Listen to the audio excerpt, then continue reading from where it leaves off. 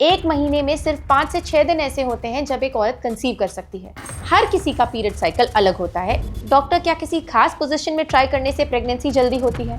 रोज sex करने से sperm कमजोर हो जाता है या ज्यादा बार सेक्स करने से प्रेगनेंसी ज्यादा जल्दी होती है?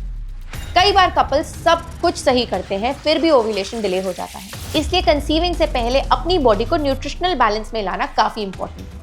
हाय एवरीवन, मैं हूं डॉक्टर शिवानी, एक OBGYN और फीटल मेडिसिन स्पेशलिस्ट। अक्सर मेरी क्लिनिक में ऐसे कपल्स आते हैं जो कि महीनों से कंसीव करने की कोशिश कर रहे हैं। वो परेशान होते हैं, स्ट्रेस्ड होते हैं और उनका सबसे पहला सवाल यही होता है, डॉक्टर सारी रिपोर्ट्स नॉर्मल है फिर भी प्रेगनेंसी क्यों नहीं हो रही? जब मैं उनसे उनके टाइमिंग के बारे में पूछती हूँ तो अक्सर जवाब मिलता है, हमने तो एप्स चेक किए थे या हम पीरियड्स के तुरंत बाद ट्राई कर रहे थे। तो इसलिए यहाँ हमें एक बहुत बड़ी बायोलॉजिकल रियलिटी समझनी होगी। एक महीने में सिर्फ 5 से 6 दिन ऐसे होते हैं जब एक औरत कंसीव कर सकती है। अगर आप उन दिनों को मिस कर देते हैं तो बाकी के 25 डेज में कंसीव करना काफी मुश्किल हो जाता है। एज अ स्पेशलिस्ट मैं आपको बताना चाहती हूँ कि कंसीव करना सिर्फ लक का खेल नहीं है, ये प्योर मैथमेटिक्स है और हार्मोनल साइंस है। आज हम बात करेंगे फर्टाइल विंडो की, सर्वाइकल म्यूकस की केमिस्ट्री की और उन साइंटिफिक तरीकों की जिनसे आप अपने बेस्ट डेज को 100% एक्यूरेसी से पहचान सके। सबसे पहले समझते हैं आपकी बायोलॉजिकल क्लॉक को। कंसेप्शन की टाइमिंग को समझने के लिए हमें एग और स्पर्म की लाइफ स्पैन यानी कि उनकी जिंदगी को समझना होगा। यही वो लॉजिक है जो कि आपकी फर्टाइल विंडो को डिसाइड करता है। सबसे पहले बात करते हैं एग की। तो जब ओवरी से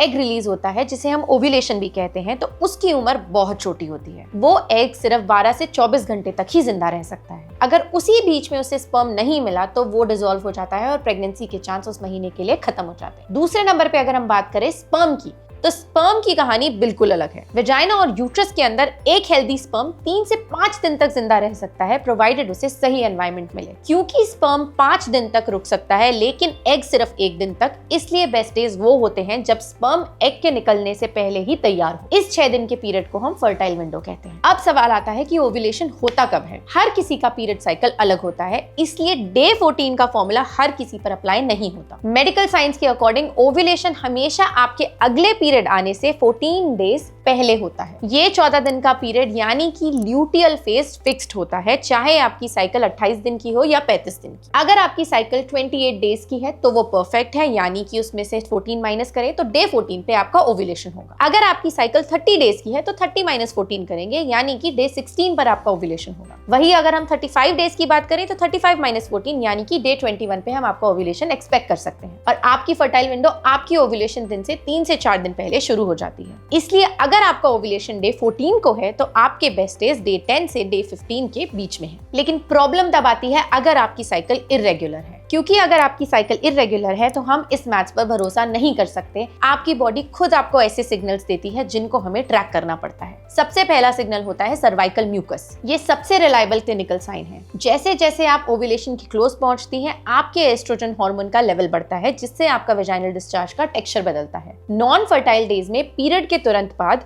डिस्चार्ज कम होता है या ड्राई या स्टिकी महसूस होता है। इस एनवायरनमेंट में स्पर्म सर्वाइव नहीं कर सकता। लेकिन फर्टाइल डेज में यानी कि ओव्यूलेशन के आसपास डिस्चार्ज एकदम रॉ एग वाइट यानी कि पतला स्लिपरी होता है, ट्रांसपेरेंट होता है। आप अगर देखेंगे तो ये काफी स्ट्रेचेबल भी होता है। ये स्पर्म को न्यूट्रिशन देता है और वेजाइना के एसिडिक एनवायरनमेंट से बचाता है। अगर आपको ये डिस्चार्ज दिख रहा है यानी कि स्ट्रेचेबल, थिन, पतला, रॉ एग वाइट जैसा, तो समझ लीजिए कि ये प्रेगनेंसी के ट्राई करने के लिए बेस्ट टाइम है। दूसरे नंबर पे अगर हम बात करें तो आता है बेसल बॉडी टेम्परेचर को ट्रैक करना। ओव्यूलेशन के बाद बॉडी में प्रोजेस्टेरॉन हार्मोन बढ़ता है जो कि बॉडी के बेस टेम्परेचर को हल्का सा यानी लगभग 0.5 डिग्री बढ़ा देता है। अगर आप रोज सुबह उठते ही अपना टेम्परेचर चेक करें तो आपको एक ट्रेंड दिखेगा। जब टेम्परेचर बढ़ गया यानी कि इसका मतलब ओव्यूलेशन हो चुका है। इसलिए बेसल बॉडी टेम्परेचर आपकी अगले महीने की प्लानिंग में आपकी हेल्प करता है। अब बात करते हैं एडवांस डिटेक्शन मेथड्स की। जब नेचुरल साइन समझना मुश्किल हो तो हम टेक्नोलॉजी पे रिलाई कर सकते हैं। सबसे पहले नंबर पे आता है LH सर्च यानी कि ovulation predictor kits, OPK kits. Ovulation से ठीक 24 से 36 घंटे पहले दिमाग से एक हार्मोन रिलीज होता है जिसे हम LH हार्मोन कहते हैं। OPK किट्स यूरिन में इस हार्मोन की मात्रा को डिटेक्ट करती हैं। जब किट में 2 डार्क लाइंस आए, इसका मतलब अगले 24 घंटों में एग निकलने वाला है। ये कंसीव करने का पीक टाइम है। दूसरा मेथड है अल्ट्रासाउंड के थ्रू फॉलिकुलर मॉनिटरिंग। अगर आपका साइकिल बहुत इरेगुलर है तो हम क्लिनिक में अल्ट्रासाउंड के जरिए आपके ओवरीज को मॉनिटर करते हैं। हम देखते हैं कि डोमिनेंट फॉलिकल यानी एग वाला बैग कितना बड़ा हो रहा है। जब उसका साइज 18 से 24 mm तक पहुंच जाता है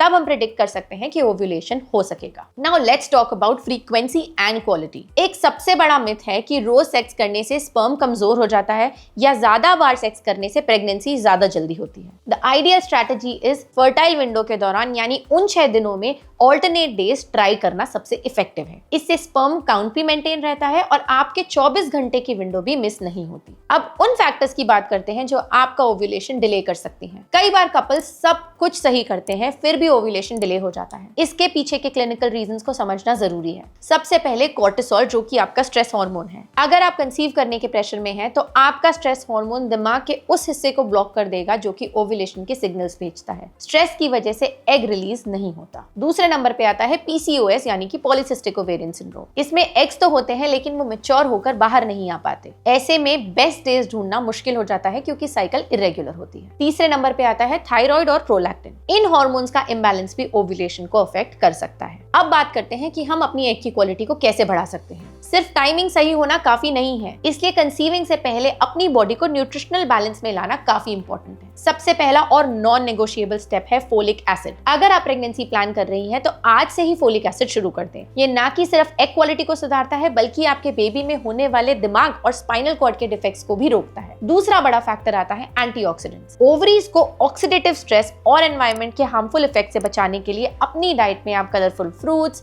नट्स, ग्रीन लीफी वेजिटेबल्स जरूर ऐड करें। इसके साथ ही वेट मैनेजमेंट कंसेप्शन का गोल्डन रूल है। एक हेल्दी BMI मेंटेन करने से आपके कंसीव करने के चांसेस सिग्निफिकेंटली बढ़ जाते हैं। मुझसे अक्सर पूछा जाता है, डॉक्टर क्या किसी खास पोजीशन में ट्राई करने से प्रेगनेंसी जल्दी होती है? साइंटिफिकली पोजीशन का कंसेप्शन रेट से कोई लिंक नहीं है। स्पर्म बहुत पावरफुल होते हैं और उन्हें यूट्रस तक पहुंचने के लिए ग्रेविटी की जरूरत नहीं होती। दूसरा सवाल है कि सेक्स करने के बाद क्या 10 से 15 मिनट लेटे रहना चाहिए? क्या उससे चांसेस बढ़ जाएंगे? तो इसका आंसर है नहीं। साइंटिफिक एविडेंस ये नहीं बोलता कि 10 से 15 मिनट लेटे रहने से आपके चांसेस बढ़ जाएंगे, लेकिन क्योंकि ये एक बहुत ही हार्मलेस या सिंपल स्टेप है तो बहुत से डॉक्टर्स ये रेकमेंड भी करते हैं। लेकिन एक्सट्रीम्स में जाना यानी कि लेग अप द वॉल जैसी एक्सरसाइज करने की कोई जरूरत नहीं है, सिर्फ रिलैक्सेशन ही काफी है। हमें ये समझना जरूरी है कि कंसेप्शन 50% मेल पार्टनर पर भी डिपेंड करता है। अगर स्पर्म काउंट लो है या मोटिलिटी खराब है तो बेस्ट डेज से भी कुछ काम नहीं बनेगा। मेल्स में स्क्रोटम का टेम्परेचर बॉडी से 2 डिग्री कम होना चाहिए। बहुत ज्यादा टाइट कपड़े पहनना, लैपटॉप को लैप में रखना या हॉट टब्स में बाथ लेना स्पर्म प्रोडक्शन को अफेक्ट कर सकता है। स्मोकिंग और अल्कोहल स्पर्म के DNA को डैमेज करती हैं, जिससे कंसेप्शन में डिले हो सकती है या मिसकैरेज का रिस्क भी बढ़ सकता है। अब बात करते हैं इस प्रोसेस के साइकोलॉजिकल इम्पैक्ट की। कंसीव करने का सफर अक्सर काफी टायरिंग होता है और ओव्यूलेशन के बाद से लेकर पीरियड्स आने तक का वो 14 दिन यानी कि 2 हफ्तों का वेट सबसे ज्यादा टायरिंग होता है। इस फेज में हम हर छोटे सिम्टम को प्रेगनेंसी समझते हैं, जैसे हल्की ब्लोटिंग, थकान या ब्रेस्ट पेन। ये सारा गेसवर्क आपकी एंजाइटी को काफी गुना बढ़ा देता है। यहाँ आपको एक क्लिनिकल रियलिटी समझनी होगी। प्रोजेस्टेरोन हार्मोन प्रेगनेंसी और नॉर्मल पीरियड्स दोनों ही केसेस में बढ़ता है, इसलिए सिर्फ इन सिम्टम्स के बेसिस पर प्रेगनेंसी कंफर्म करना मेडिकली इम्पॉसिबल है। जब तक आपका पीरियड मिस ना हो जाए तब तक प्रेगनेंसी टेस्ट करना आपको फॉल्स नेगेटिव रिजल्ट दे सकता है। अगर आप अपने बेस्ट डेज सही से कैलकुलेट कर रहे हैं, टाइमिंग भी बिल्कुल परफेक्ट रख रहे हैं और लाइफस्टाइल भी हेल्दी है, फिर भी प्रेगनेंसी नहीं हो रही तो आपको एक एक्सपर्ट से मिलना जरूरी है। इसमें एज और मेडिकल हिस्ट्री 2 सबसे बड़े क्लिनिकल फैक्टर्स होते हैं। पहला फैक्टर है एज। अगर आपकी उम्र 35 ईयर्स से कम है तो हम 1 साल तक नेचुरल कोशिश करने की एडवाइस देते हैं। लेकिन अगर आपकी एज 35 से ज्यादा है तो हमें सिर्फ 6 महीने ही वेट करना चाहिए, क्योंकि इस स्टेज के बाद ओवेरियन रिजर्व यानी कि एग्स की क्वांटिटी और क्वालिटी तेजी से गिरने लगती है। दूसरा बड़ा साइन है इरेगुलर पीरियड्स। अगर आपका साइकिल फिक्स नहीं है और आपको पता ही नहीं चलता कि आपका ओव्यूलेशन कब हो रहा है तो वेट करने का कोई फायदा नहीं है। ऐसे में आपको तुरंत हार्मोनल इवैल्यूएशन की जरूरत है। इसके अलावा अगर आपको कोई पुरानी मेडिकल हिस्ट्री है जैसे कि एंडोमेट्रियोसिस, PCOD या पेल्विक इन्फेक्शंस, तो ऐसी चीजें आपकी ट्यूब्स को ब्लॉक कर सकती हैं। ऐसे केसेस में भी हम नेचुरल ट्रायल लंबा नहीं खींचते, आप जल्द से जल्द जाके अपने एक्सपर्ट से जरूर मिलें। प्रेगनेंसी के लिए ट्राई करना थोड़ी सी मैथमेटिक्स है। जितना ज्यादा आप अपनी बॉडी की बायोलॉजी को समझोगे उतना ही आसान ये सफर होगा। टाइमिंग सही रखिए, लाइफस्टाइल को हेल्दी बनाइए और सबसे इंपॉर्टेंट इस प्रोसेस को एंजॉय कीजिए। अगर आपको ये वीडियो अच्छी लगी तो इस वीडियो को लाइक करना ना भूलें और मेरे चैनल को शेयर एंड सब्सक्राइब जरूर करें।